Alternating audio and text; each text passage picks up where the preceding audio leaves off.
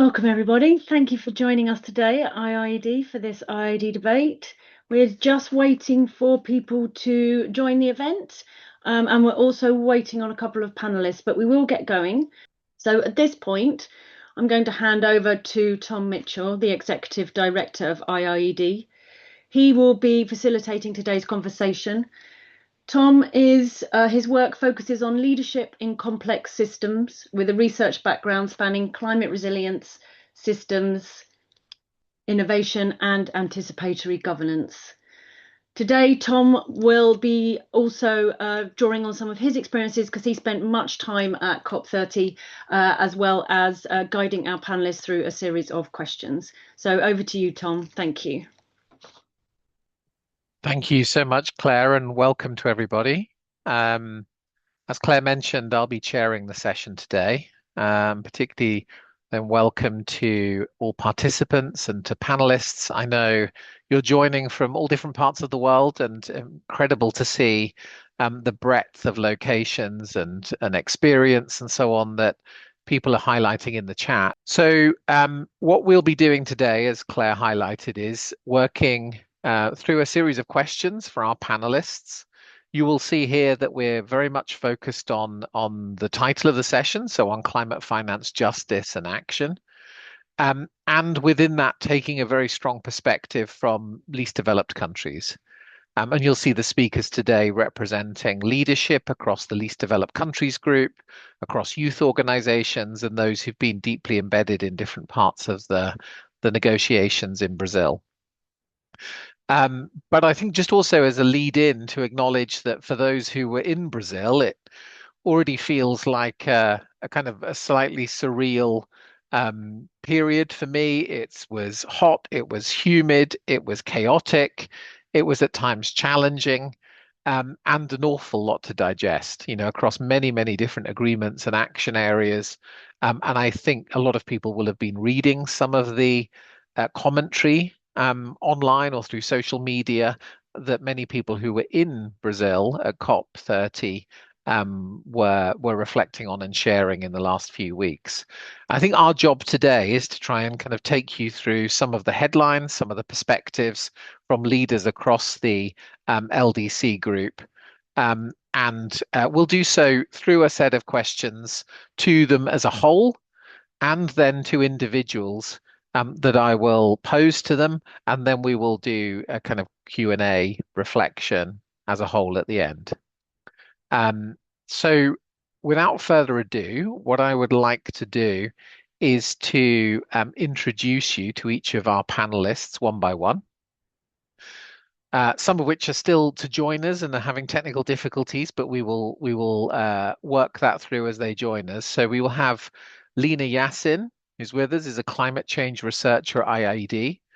Lina has been very heavily involved and focused on the global goal on adaptation and climate finance, with a particular emphasis on supporting countries to strengthen adaptation planning and improve the delivery of climate finance to climate vulnerable communities. And then we have Binyam Gebreyes, is the climate diplomacy lead for the team at IIED, serves as a lead advisor to the Least Developed Countries Group chair. Binyam also serves as head of governance for the Life AR initiative. So we will also then have Ineza Grace.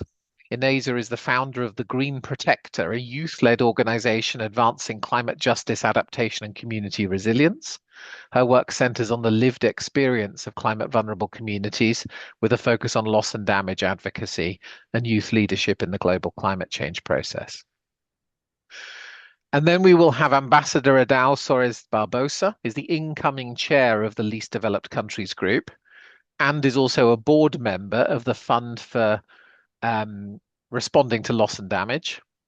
He brings deep expertise in the international climate negotiations, the LDC group agenda, and evolving global governance around adaptation and loss and damage and representing Timor-Leste.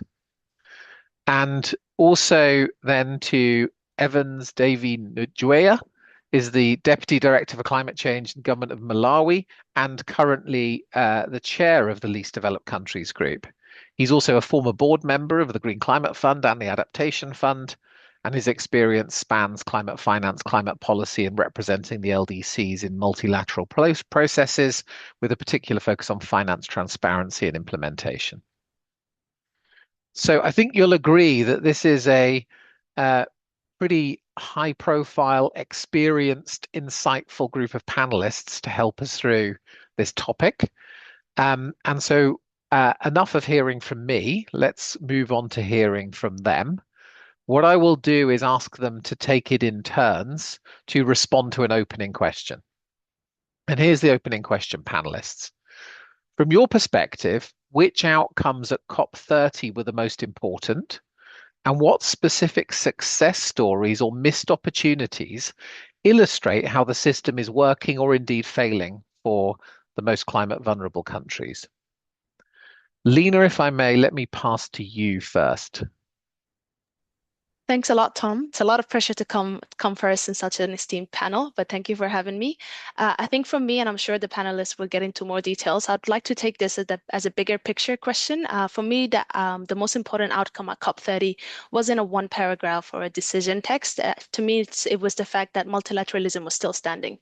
It's being tested. It's going through, this process is going through one of its hardest political moments since it's been, since 1992, I would argue. And all of us walked into COP knowing that one of the biggest historical emitters in this process is effectively stepping back of the Paris Agreement as of the start of next year. So you could easily imagine that being a moment where the system maybe grinds to a halt. But instead, we did manage to get some outcomes over the line. And to me, we could argue about the level of ambition, and I would argue that the ambition was not as ambitious as the science and the justice require, but we did get outcomes. We did get an outcome on adaptation finance. We moved forward with the global goal on adaptation and many other things that usually don't make it to the headline. So the system itself is still delivering, is still working despite all these challenges. But I think this is where we need to talk about the fact that there are limits now. The system is also falling into the pattern of good enough. We had an outcome on adaptation finance that is being celebrated, but the devil is in the details. On those details, you would look into how when the LDC group, and I'm sure the LDC chair will come and speak more into that, the LDC group pushed for tripling adaptation finance by 2030.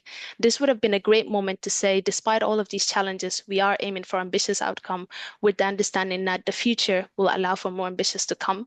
But no, we were told that you need to wait 10 years instead of 5 years. And this 5 years delay is not just a spreadsheet or accounting delays, it's lives and livelihoods that will be lost and shattered because of this delay. So I think as much as we should be celebrating, and I would like to celebrate that multilateralism is standing and hopefully it will endure this difficult period, we should also acknowledge that good enough is not good and it's not going to deliver real changes on the ground. So to me, that's the biggest key takeaway from COP30. Thank you, Lina. Yes, good to hear or not so good to hear, depending on the perspectives. I want to just also acknowledge that we don't yet have all of our speakers to hand, so I'm going to jump around a little bit with the sequence here. Apologies to the speakers who've just come on. And just to kind of remind everybody to try and keep the kind of contributions to the 3 or 4 minutes if you can. But let me pass on to the current LDC chair, Evans. Thank you very much for joining us. Good to see you here. Just to reiterate, the question really is around what do you see as some of the success stories or some of the key missed opportunities of COP30? And what kind of commentary or insight does that give us on how well the system as a whole is working? Evans, over to you, and you're very welcome. Thank you very much, Tom. And greetings to everyone, fellow panelists, the incoming chair, Binyam, Lina, Ineza, and the audience, of course. Thank you very much. And I think we are all maybe enjoying our rest after the COP30 in Belém. So responding to the question and building on what Lina has presented, I think my overall take from Belém is that the package that we got, that we called Belém package, was a difficult compromise. It wasn't easy, and this is why we worked that long night, the whole night on Friday into Saturday. We didn't break. And of course, we do see as a group and as chair that package, that compromised package, as a genuine step forward in strengthening materialism. And I did put this in my closing statement in the plenary on Saturday, and this is what also Lina has mentioned. And this, to us, remains our most powerful tool as we engage into the pathway to COP31, starting just in January, as a tool for delivering an adequate and fair global response to the climate crisis. So we set the foundation. Of course, there's often a strong focus on mitigation at these talks, and mitigation is critical. We are aware of this, but as we have repeatedly presented, for the LDCs, we are not emitting at scale, but we're experiencing the impacts of climate change. And this makes the adaptation to be our priority.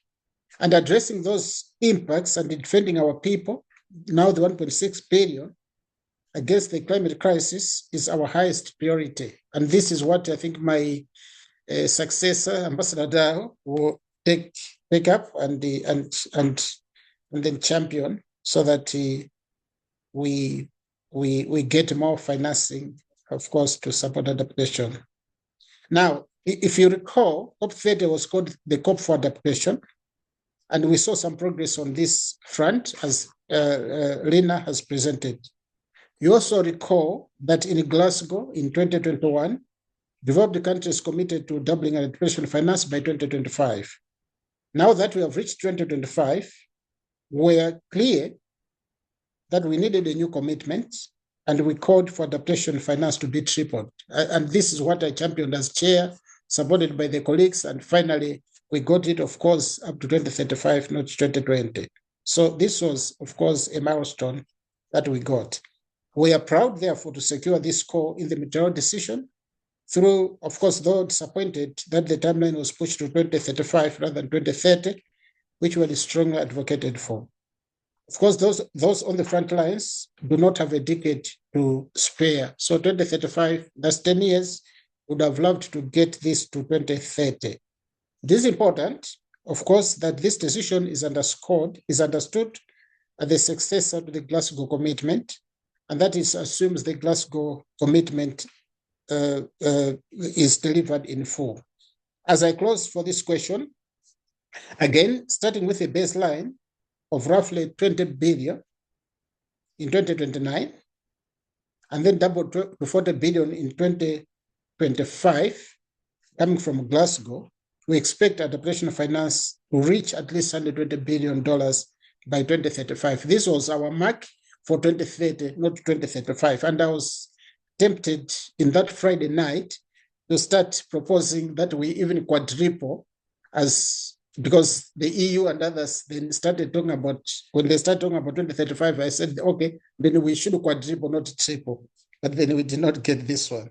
And of course, obviously, these figures fall far short of our needs, but they do at least provide some predictability for scaling public grant-based finance. My last point in this one is that there, of course, are the important outcomes at COP30, in addition to the tripling of adaptation finance and the global implementation accelerator and others. But this was a particularly significant one for the LDCs, the one that I've mentioned, the tripling of adaptation finance. And so I'll stop here for now and let others speak also to the other decisions, maybe Ambassador Dao, Binyam, and the colleagues. Thank you, Tom.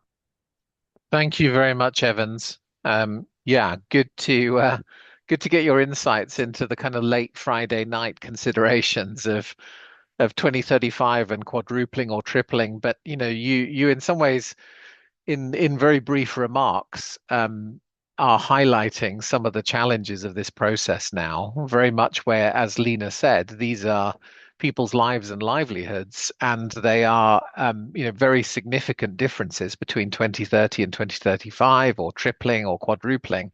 These are very significant issues, and as you said, even 120 billion per year for adaptation is far short of the needs. So maybe I can pass to you, Binyam. You can also maybe reflect on your own experience of the same question, if you don't mind, and take us, maybe also give us a little bit of an insight into what it's like, kind of for those of you who aren't deeply involved in the negotiation process, what a kind of a day in the life of a negotiator or negotiator support is like in this environment. Thanks, Tom. Yeah, so I will not repeat what Lina and Evans just mentioned, but generally, I think for me, it would be unfair to look at COP just from the decision setting process, or what we call the negotiation track. I think there are excellent events. The action agenda was also impactful, and I think we need to look at the COP process in its entirety as a package. With all its challenge, I think I'm now becoming quite sympathetic for Brazil, knowing that Ethiopia will now go and become the president in a couple of years. It's quite a difficult job for one country to be in, and having that agreement, as Lina said, is quite a big outcome in itself, and all the peripheral outcomes also need to be considered. Of course, with a bit of frustration on some of the watered down decisions that Evans has mentioned, and I really want to recognize Evans for first starting the tripling conversation, because it's always difficult to be the initiator of the conversation and mobilize support from different parties. But in the bigger context, there is also that power dynamics that we have to recognize. There are geopolitical issues that are beyond the climate space that will have implication on these negotiations, and that is what we see year on year for particularly vulnerable countries. There are certain limits to where the voice can be heard. Then it becomes quite political. So I think it's really important to recognize that dynamics when advocating for a position, and in a multilateral process where consensus is needed, it makes it quite challenging to move beyond a certain point. So with that, I guess I think just to reflect on what it looks like, particularly the second week, as Evan's chair has said, it's been mostly a few negotiators trying to tackle those key issues. Of course, 190 countries can't sit in one room and agree line by line on wordsmithing texts. So it needs to be at a technical level and then political level. So it's been, I think, 2 consecutive nights that we had an all-nighter there at the venue, which was like a lost hotel room cost as well, even though it was expensive. But at the end of the day, Brazil has managed to broker a deal, which I think was something to appreciate as well, as much as there were challenges. Thank you, Binyam. Yeah, as you said, I think the sense of a host country trying to kind of keep the whole process on track when there are so many different competing demands, so many different tracks to the negotiations, and you're managing issues of venue, of access, of protests, of action agendas, of pavilions, of it's a kind of a very substantial undertaking, one of the kind of the world's biggest and most complex conferences, I suppose. Kind of before we move on, I wonder, you've been quite central to some of the discussions in Ethiopia about Ethiopia hosting COP, as you alluded to, in COP32. What do you take from your experience in Brazil as kind of key points of advice that you would want to give a kind of an incoming COP32 presidency?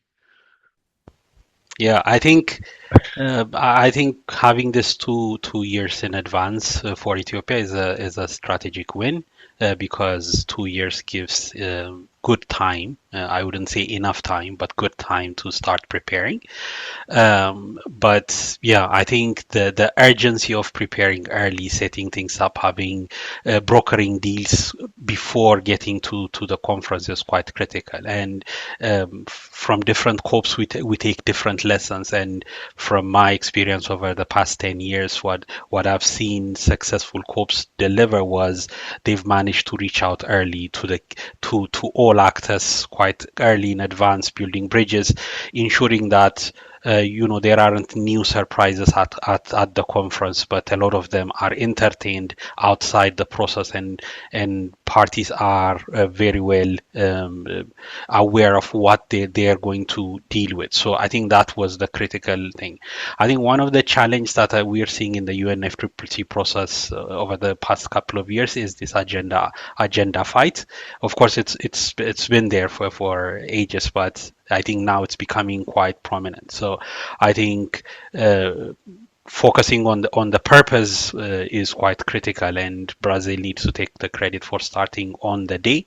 But I think being a broker would mean not necessarily having one's position, but also but kind of bringing in everyone together on the key core issues. So I think there were a lot of things on what Brazil were undertaking, and I think there are lots of lessons for Ethiopia in that case, and they need to reach out to previous hosts to take note of these risks, I guess. Yeah. Binyam, thank you very much. Let me just now turn to a little bit more of a deep dive into some of the topics that have kind of been a feature of COP30. I know in the audience we have lots of very deep technical specialists as well who want to get into that detail. So maybe, Evans, I can turn back to you, and you can also help us bring forward your perspectives on the Baku to Belém climate finance roadmap. So for those of you who have been tracking this topic, this is essentially the question of how 1.3 trillion US dollars of climate finance will be mobilized, and what is the kind of roadmap to get there. And I think from the perspective of the LDCs, it would be good if you can just think through what it means to kind of translate that vision, I suppose, of the Baku to Belém roadmap into a practice and a reality that meets the needs of the countries that you work with and represent. Evans, over to you. Yes, of course, the Baku to Belém roadmap on $1.3 trillion has sort of been controversial, as you may know, and the way we got it in Baku wasn't also very easy. It was challenging. I think we only got this after the suspension that I had called for, and again worked that whole night. I think Saturday into Sunday morning, and the decision was only, I think, passed in that was it Saturday night into Sunday. So it was challenging, and again, we had throughout the year presented to the COP presidency, Brazil, that we hoped that at some point we would see the package that would be in that roadmap. And then we were informed that no, the roadmap won't be negotiated, but also maybe it's either there'll be a roadmap in the roadmap or there'll be no roadmap in the roadmap, but it'll be something that will be delivered. And again, on a Thursday, I think that was on the 6th of November, when we had met for our 2 days on 4th and 5th for our pre-session meetings. And then we met with the co-presidency. And as we sat on the podium, as we talked, then the co-presidency informed us, so, we just posted yesterday or so, no, an hour or two ago, the roadmap. So we've posted it. So you've posted it, we haven't seen it. Said, no, you'll see it on the web. So it was in this manner that we got also surprised. But again, coming from Baku, we did feel that there was some resistance from some of the developed countries to advance commitments on financing in Belém. And I do recall that I think a number of times, particularly I think the EU and maybe the umbrella group had been saying that no, we're not undertaking any negotiation on the roadmap itself. So to them, it was closed. It was a closed matter.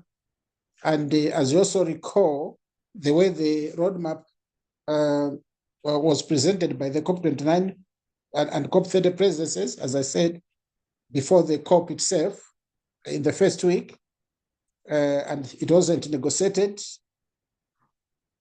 There were no endorsements, specific endorsements from the groups. We just saw it on the web. This left us, of course, wondering as to what we can do again with this roadmap. But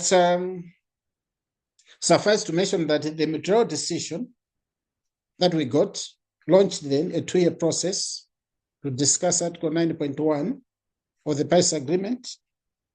This, to us, underscores the obligation for developing countries to provide climate finance to developing countries. So we do hope that this will, in a way, link up with the roadmap, Baku to BEM roadmap. And of course, we understand that we are not able to reopen the new collective contract goal negotiations in this manner. But as LDCs, to conclude my presentation in a way, as LDCs, we are eager to see progress, as I've presented already earlier, for the tripling of adaptation finance. And as Binyam said, this is what I have championed for the year starting in January. So at least we got the tripling, and we do hope that when we look at the paragraphs in the Baku decision, the NDCs decision, para 16, I think it's 26, 27, and another one. So we said, okay, can we triple the outflows linking with the NDCs decision that we got in Baku? So at least we got the tripling, and we will be extending this, we'll be pushing for this, and my incoming chair as well, that we get this across the financial mechanism itself and the entities that are in the financial mechanism and the other funds, including the Developed Countries Fund. And you'll recall that we are calling for scaling up of the resources in the LDCF up to $3 billion, but we did not get that particular decision.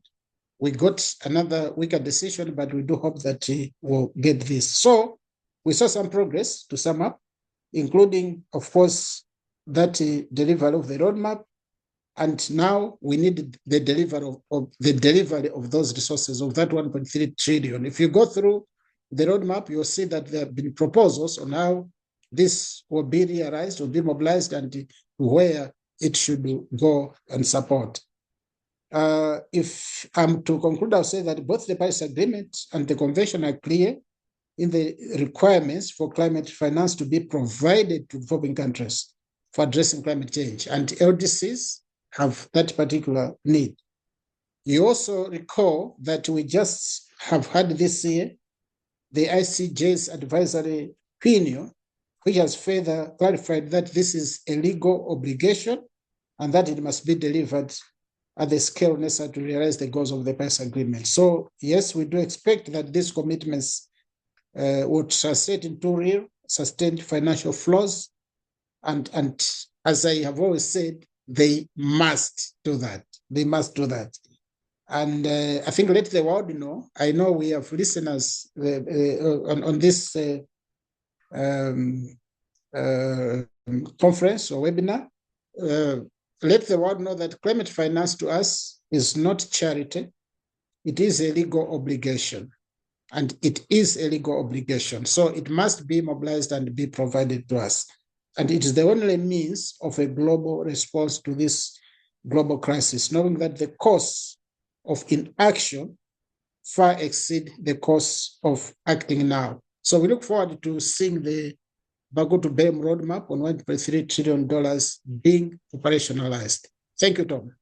Evans, just if you could stay on for a second, I wanted to follow up with the fact that we have a question from Salome at Mercy Corps, which is acknowledging, I think, that you've just highlighted that there's the tripling of adaptation finance target for 2035.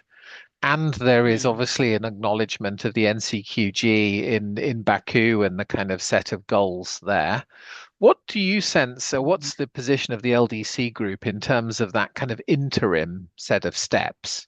2035 is 10 years away. As you said, 20 billion potentially now for adaptation finance. We're talking potentially 120 billion of the doubling and then the tripling and so on. But there's a big difference at the moment between where we are now and that 120 billion target.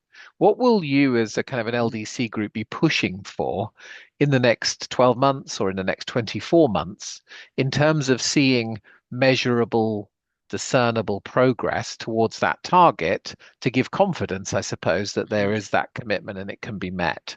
So kind of what are the mechanisms that the LDC group could use to make sure that there is good progress in the next 2 years towards that target? Maybe 3-4 points, and thanks to Salome for that question.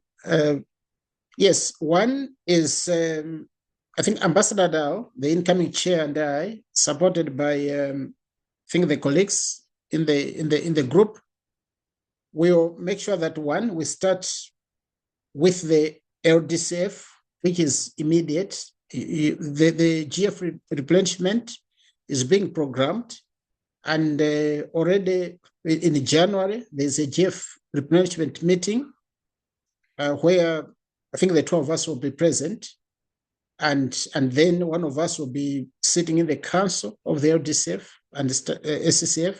So one will be pushing for that scaled up mobilization and provision of the resources in the least developed countries fund to match the tripling in the LDCF. That's number one. Number two is we will, of course, be working with our standing committee on finance member, because they will have to take stock of what has been realized, mobilized, and maybe provided as we move into the year 2030, midway, so that we can take stock to say, okay, this is what the developed countries have mobilized towards the 1.3 trillion, but also towards the tripling of adaptation finance. Then we can report and then adjust or provide further decisions in that manner. I'm also thinking that as we move into the year 2028, when we're having the global stocktake number 2, I think climate finance will be one of those areas to be reviewed or taken stock of, and this should feed into our work already. So we'll bring this into the globes, the GST2. And fourthly, I should think that the decision that we took in Belém, I don't have it with me here, but by 2030, because this is when the GF replenishment cycle will end, the fourth one, and they will also be taking stock of something else in 2030. I think it's the end of one of the roadmaps. Binyam will remind me, but in 2030, 5 years into the line, which will be midway, we would need to take stock of the pathway into the tripling of this adaptation finance. I think this is how we'll be programming ourselves to make sure that we achieve this decision. Thank you, Tom. Thank you, Evans. Thank you so much. Ineza, let me turn to you and welcome. Really nice to see you. And I know connections can be quite difficult, but we can see you clearly and hopefully we can hear you clearly. So what you missed just in coming on was a first question. I'm going to ask the same question to you now, if you don't mind, which is an acknowledgement from your side of where you saw successes or failures in COP30. I think particularly from the perspective of the kind of groups that you work with and you represent. But also, what does that tell us about whether the process as a whole or the system as a whole is really able to deliver for people in climate vulnerable countries? Over to you. Thank you so much, Tom. I hope you can hear me. Yes, we can. Nice. Yeah. Thanks. I don't know how to start, but let's see. So for me, I think as someone who are following loss and damage primarily at COP30, I think I have like bitter feelings on what the feeling out like an outcome of COP30 on loss and damage. So the first is that there's a little bit of hope, like in terms of us being able to have the decision of on the review of the Warsaw International Mechanism on Loss and Damage. And what is telling us is that now we're going to be having a much more coordinated manner on how all these different bodies that have been created within the UNFC system over the years are going to be able to be coordinated, complementing each other, and then having much more rooted into ensuring that they're supporting national strategies as well as community being able to be part of the solution, not only as part of vulnerable people, but also as information providers of what should be done in terms of addressing both the economic and non-economic impacts related to climate change. The other cool aspects that came out was to see like a clear call out on the update of the terms of reference of the action and support expert group. The reason why that one is pretty much exciting is because the action and support is the third faction of the WIM and has been the one that has been lagging over the years, and because people were not willing to talk about the finance for addressing loss and damage, people didn't want to talk about any costs, costification guidelines, and any related modalities. But then because this review came in the space when we had the fund being established, and we have the Santiago now starting also to operationalize, so it was kind of not it was now much more visible that action and support can be done and should be done. And the current expert group had a terms of reference that did not include any of these new institutions, but then now we are calling them to update, which is nice, I believe. And the other cool aspect as well that came out was to the ability to have what we are calling a loss and damage gap report. So at least in my mind, I believe that it's going to be like a start of a long process where we're going to be able to come up with a kind of a figurative number that's going to be driven by both science, both by submission of countries, by community, by experts, that's going to tell us on what is the actual cause of loss and damage that developing countries are facing. And hopefully at least we're going to get a figurative number that we can now try to communicate to the fund to respond to loss and damage, to be able to have a scale of the finance that they need. So that pretty much was hopeful on my side. But then on the other side of the thing that I was like, we could have done better.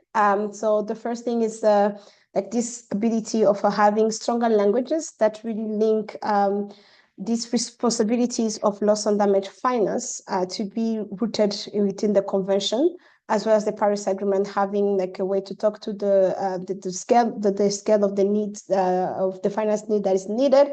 And then the other aspect was to having much more practical tools that's going to be used by developing country as well as the community when they're developing a programmatic approach on addressing loss and damage. So the reason why I said that one is missing is because we have language around knowledge products. And for me, when I see language like knowledge products, I'm like, it's going to be another academic paper from someone somewhere, and it's not going to be able to be translated in something that is going to be useful. But when I see technical guide, it's much more like something that can be practical. So I think that was a little bit missing. And then also on the general kind of note in terms, I was really impressed on the level of solidarity that was presented at COP30 in terms of civil society, both elders and youth one, where the call of the first call was around the loss and damage finance now, where we had activities around feeding the fund, campaigns, and having different branch of experts who were talking now more clearly on the need of the finance. So that was really hopeful on my end. And the other thing was we came at COP30 and then realized that there was a little bit of a low engagement in the acceptance of the language of the ICGO.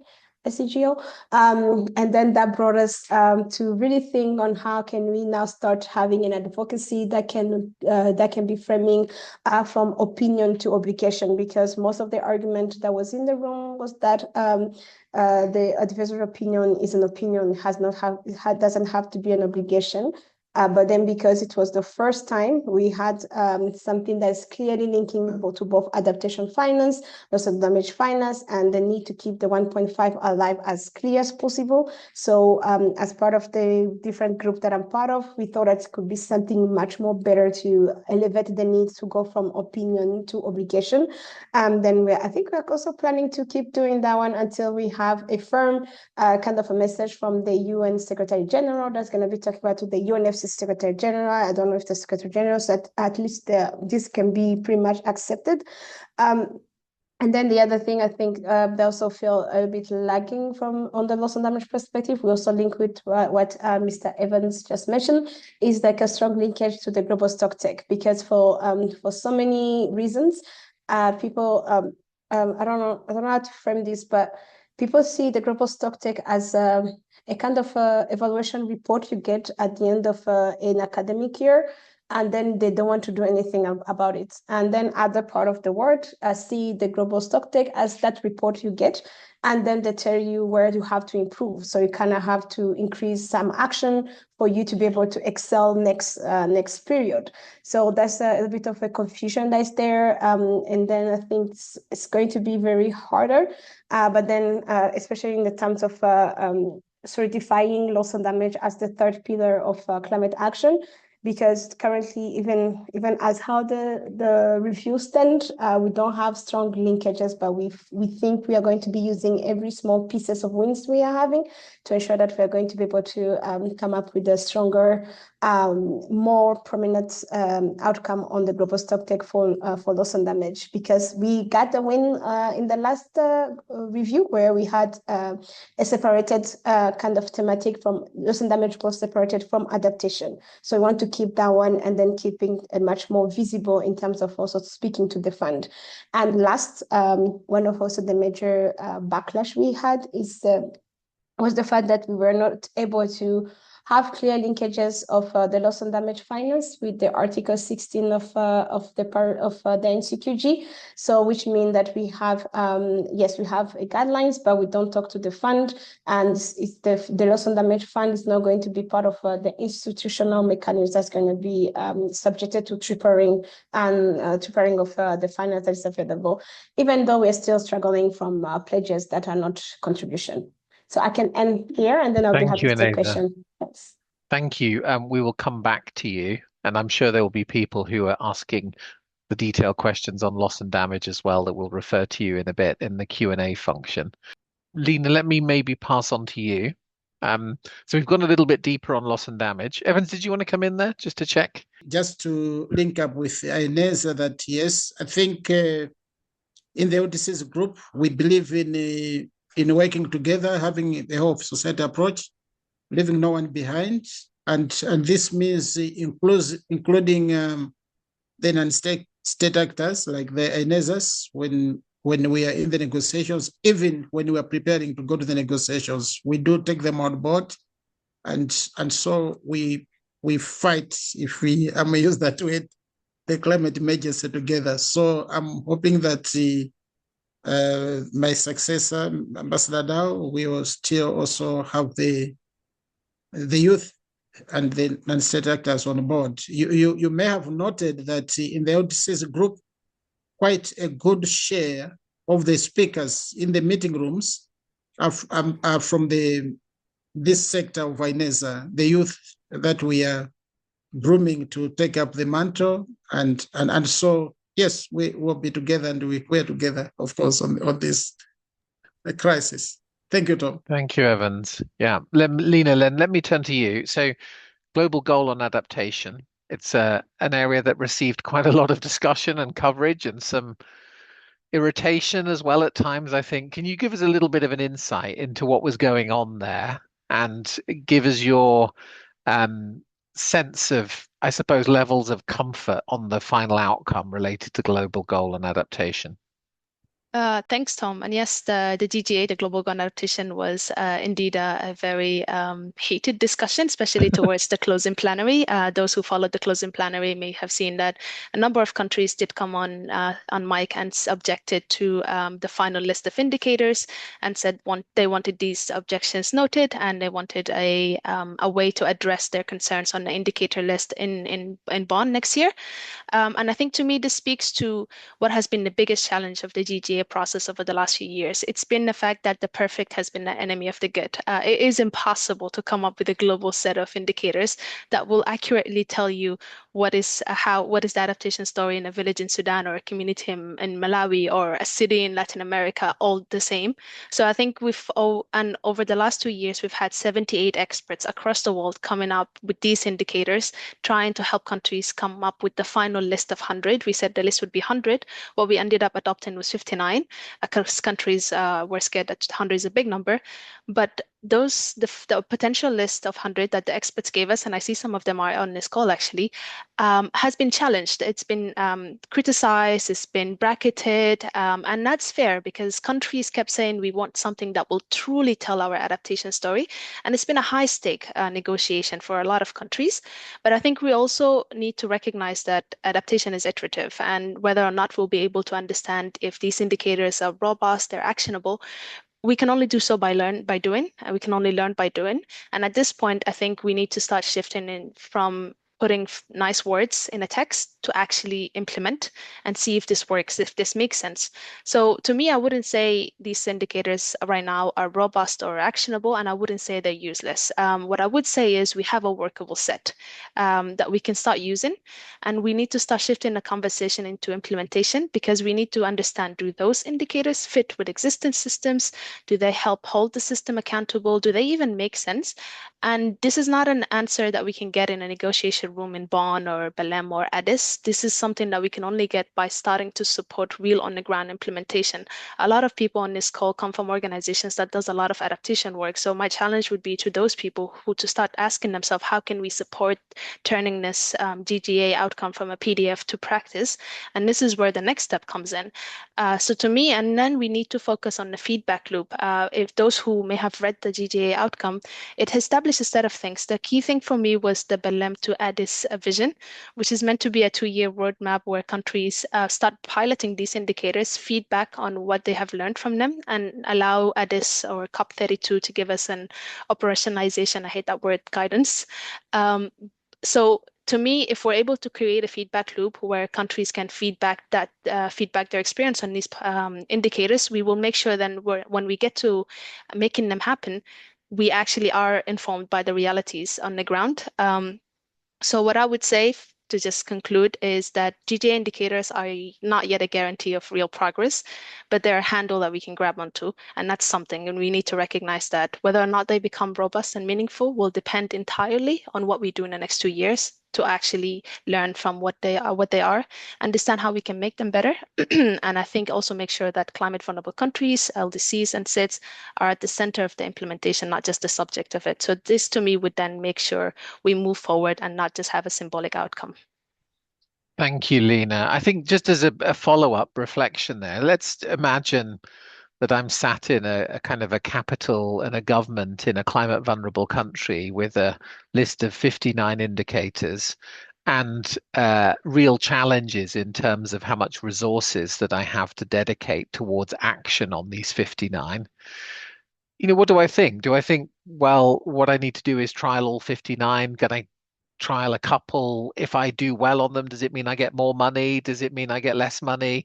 I just help us just think through the kind of practicalities as could be seen from one of those kind of implementers or government implementers in one of the climate vulnerable countries. That's a really good point, and I think that's also has been the argument that developing countries used. They said even if we come up with a perfect set of 100, in order for countries to use them, that's additional work. Why would anyone choose additional work at the same level of funding if they get funding at the first place?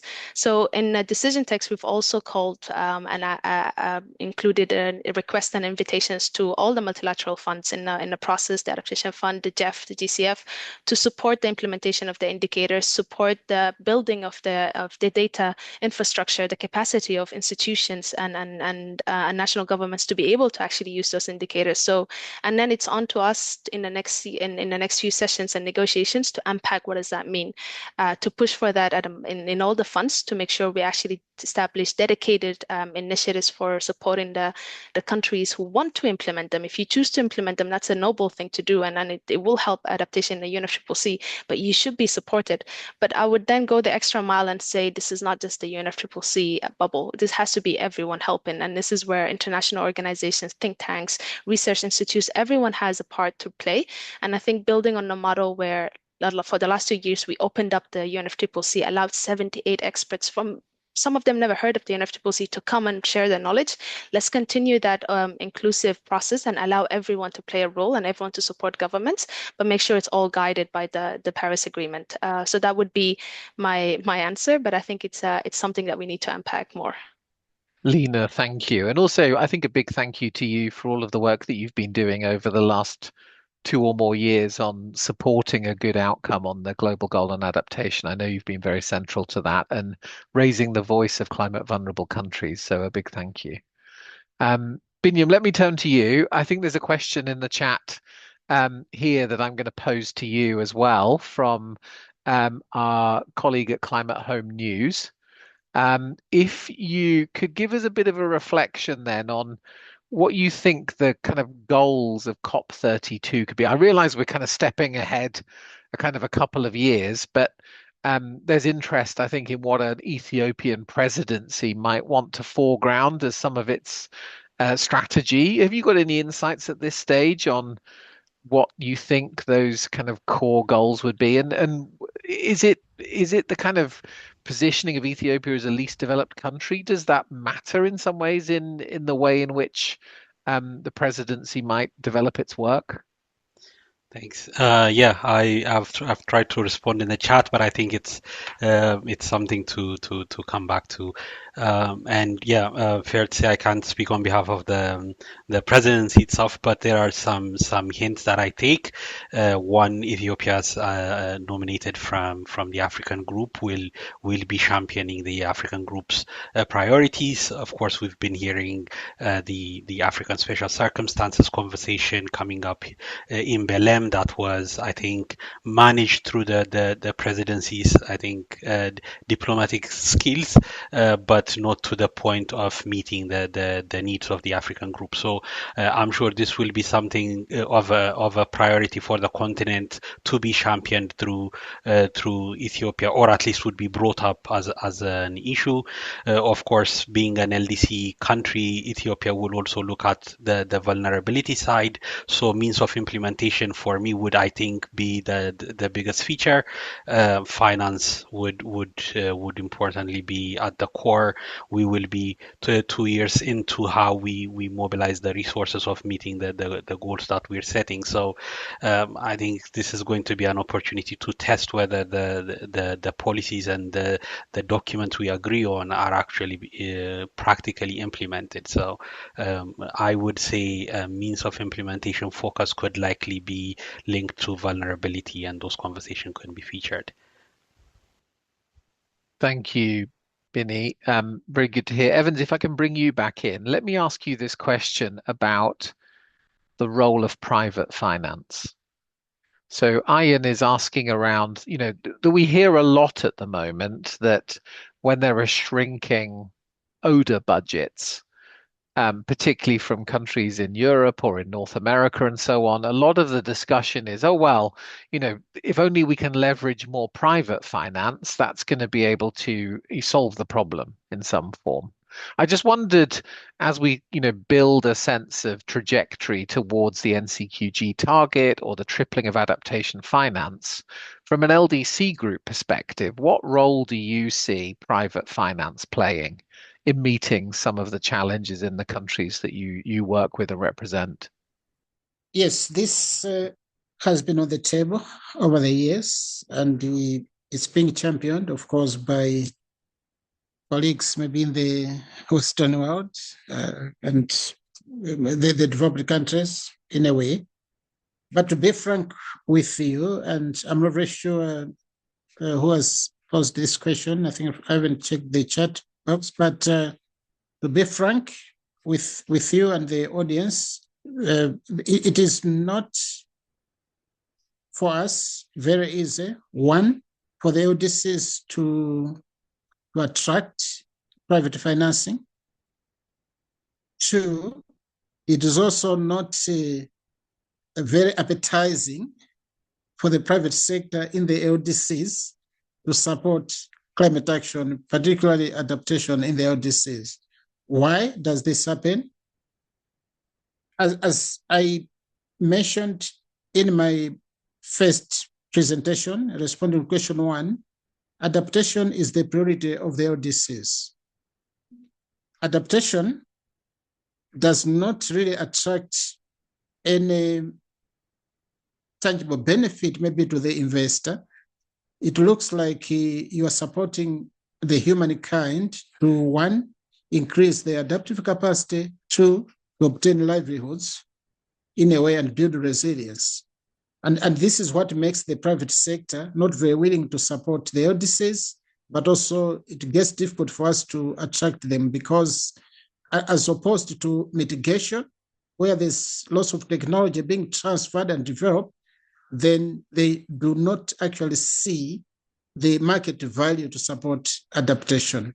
And therefore, much as this is being championed, we still are challenged to access that private financing to come to the LDCs. So this is why in the call for the tripling of adaptation to finance, if you saw our formulation, we did say that we would want tripling of grant-based adaptation financing by 2030. So we said grant-based, coming from the public sources. So we still have a challenge. We'll be getting some share, but not to the extent that we would want adaptation financing to come to the LDCs.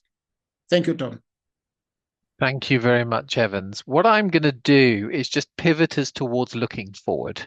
So this event was also partly around what do we do next? What's the kind of thoughts for 2026 or on to COP32? We've touched a little bit on Ethiopia and COP32, but we have Turkey and we have G7, France leading, we have a G20 with the US leading. I just wanted to turn to each of the panelists and take a moment to think forward.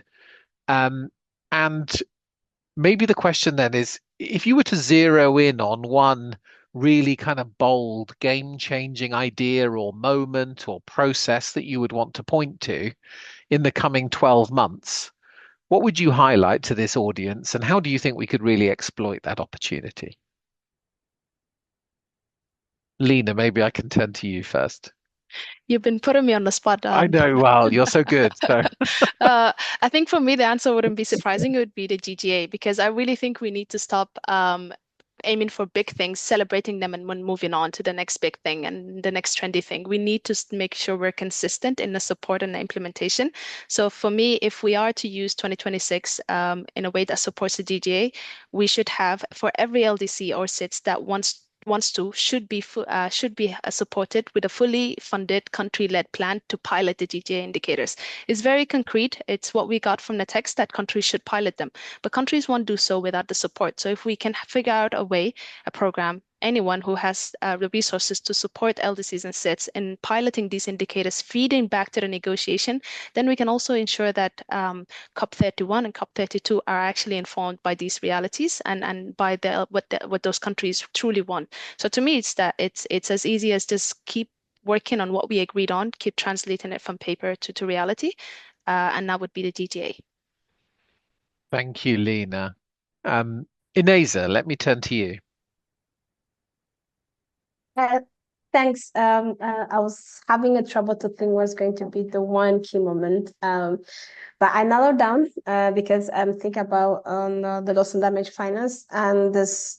I think we should attend the finance. I don't remember the right word they use. The FFD kind of a segment where people are discussing on development finance, climate finance, and all the finance that is existing. Because I think we we tend to go to, also channeling what Lina just mentioned, we tend to go to COP and then try to think that's the UNFCCC COP, try to think that everything's going to be resolved in that 3 weeks. But most of the time, there's action or some policy that we need to understand what's happening in the G20, what's happening in the forum.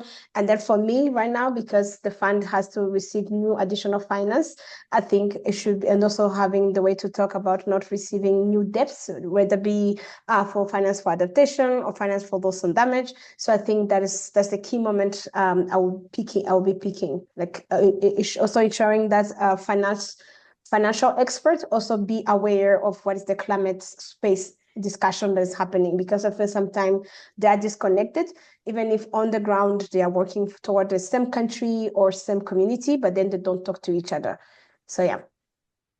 Thank you, Ineza. Yes. And so you were referring to the finance for development outcome from the meeting in Seville earlier this year, and therefore the importance of working on a holistic, integrated approach to finance that doesn't create these really weird silos for communities trying to access resources. And that we need to double down on some of the commitments that were made in Seville. And if those of you who are deep climate experts who haven't really looked at the outcome from the Seville meeting in July, I would certainly attest to the fact that there's a lot of very important elements in there to develop a financial system as a whole that works for climate change as well as works for livelihoods and for communities and so on. But thank you for highlighting, Ineza, really important connection.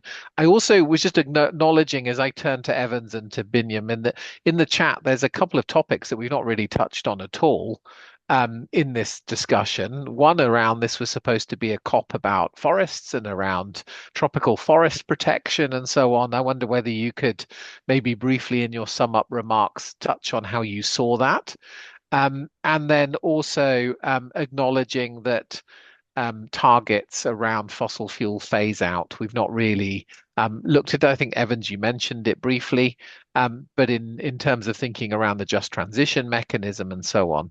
But maybe see how you can handle those things. But Evans, over to you in terms of how you see the next kind of 12 to 18 months and where we should foreground our actions and focus on priorities. I see Binyam smiling. I think Binyam maybe has has a better answer than mine, because he follows closely, I think, the forest in the GGA, the adaptation, and maybe the fossil fuels. So maybe if I let Binyam come in first, then maybe I follow him up. If you allow Binny, that. over to you. Yeah, I will switch over to Binny then. Yeah, no pressure. Thanks. Thank you. No, I guess this links to the point that I raised earlier about looking at COP beyond the decision texts and what goes in the different rooms in the action agenda and all the parallel bits that the presidency leads. I think there were a lot of things to recognize from the presidency work. For example, on agroforestry, there were lots of strong outcomes, and so I think from the action agenda point of view, I think there were some strong outcomes. I think when we look at thematic area progress, of course, everyone has their priorities set in place. Those working on health would want health to be featured, on children would want children, forests the same. So I think looking at GGA, for example, addressing this through the different themes are best ways of addressing thematic issues along with the overarching picture.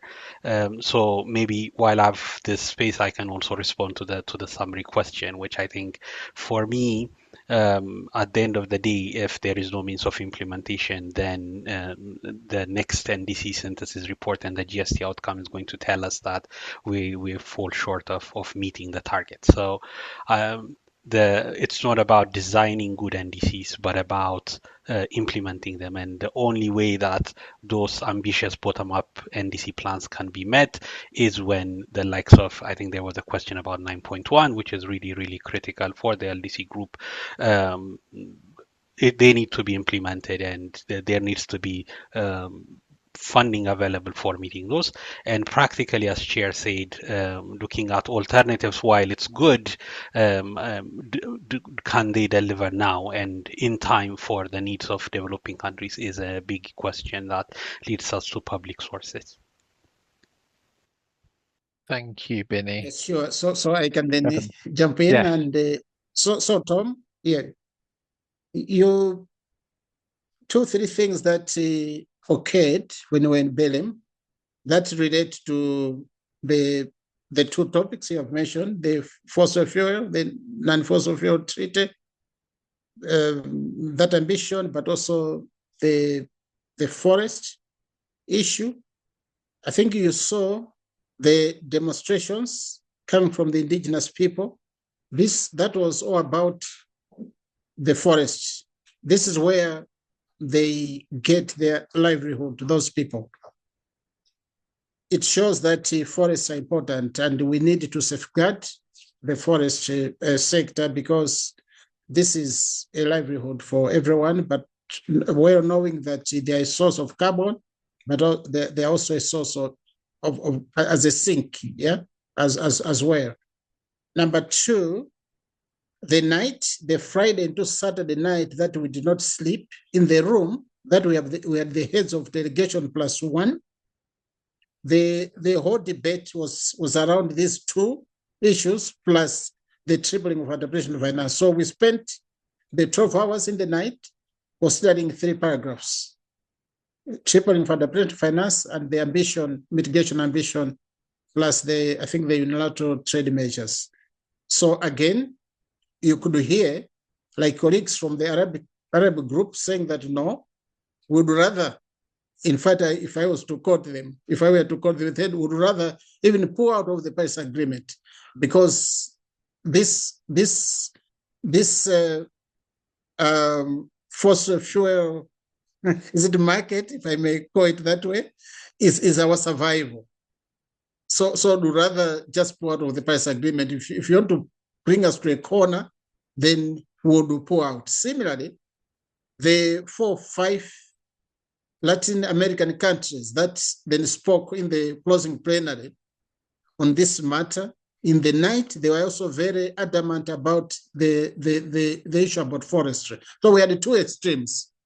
And therefore, the way the co-president handled it and managed it, even including that Saturday afternoon, when we had that recess, I think the initiative by the co-presidency to have these two notions, the roadmaps under his leadership for next year and going into Ethiopia, COP32, in a way, this will, I think, help maybe settle the matter. And also the planned conference on the non-fossil fuel treaty by Colombia. We do hope that this, I think, will be better managed, and then we can get to a better future. Just again, recall that if we did not mitigate, then the survival of the LDCs and our colleagues in the seas will be hampered because they will not get the 1.5 degrees Celsius. And similarly, most of our populations, maybe 80% or so, survive also on the forest. This is where we get our energy, firewood, fuel, and also get some of the livelihoods. So we need to manage these two sectors amicably. Thank you very much, Tom. Thank you very much. I will take some steps to draw us to a close then. We're very nearly at time. I think we've covered a lot of territory in a short space of time. I know it's difficult to cover everything and everybody's questions, so apologies if you didn't get your question aired, but I do hope we were able to cover a fair amount. I want to just give a few thanks. I think thanks particularly to the panelists for not just your contribution today to the panel, but for the many hours, nights, long days, lots of travel to be at the heart of processes that are really forging or advancing climate justice and arguing for climate justice. Thank you very much for the work that you do. And I think in that sense, a big thank you to Evans for his leadership of the LDC group over the last 2 years. I know he's going to be handing on the baton to Ambassador Hadao, who unfortunately couldn't join us today. But we will be working with and supporting Ambassador Hadao as he moves forward with his leadership of the LDC group. But thank you so much for, I know, what's been a very, very busy couple of years in that hot seat. And also to the team from IIED behind the scenes who've been supporting the chat and the sharing of resources and so on. And just to reiterate that we will have recordings available of this session that people will be able to pick up if you've got colleagues who weren't able to see the event today. Do stay in touch. I'm just looking forward to 2026. From my IIED's perspective, we'll be working towards hosting the community-based adaptation meeting, CBA 20. The 20th version of the meeting will be in Manila from the 11th to the 14th of May, and that we will shortly be announcing plans to host again the Climate Resilience Finance Summit as part of London Climate Week in June 2026, which is an opportunity for us to come together as a big community to think forward about how to meet some of the tripling adaptation targets as well. So just as a highlight of things coming up from the IIED perspective. But again, thank you very much to everybody who has been part of this event, for all of the questions, for all of the participants too. And we really do wish you a great break when it comes. I hope people have got an opportunity to step away from the laptops for a moment and take a moment to re-energize and ready for what's undoubtedly, I'm sure, going to be a busy 12 months in the lead up to Antalya as well, where we will be in November 2026. All right, take care, everybody, and have a great rest of the day, evening, night, morning, wherever you are.